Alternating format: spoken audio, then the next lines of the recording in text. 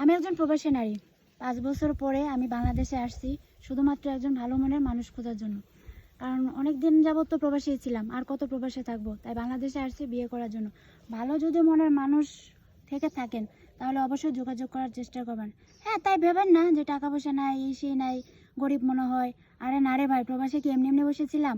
কমপক্ষে 5 বছর পরে আসছি কেন, টাকা ইনকাম করে সব কিছু কেনাকাটাই করছি।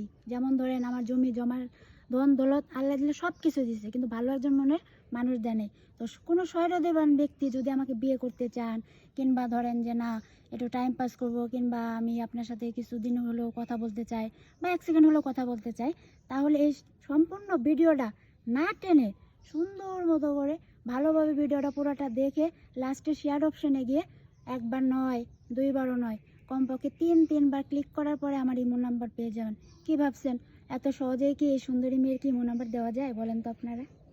या फिर देसी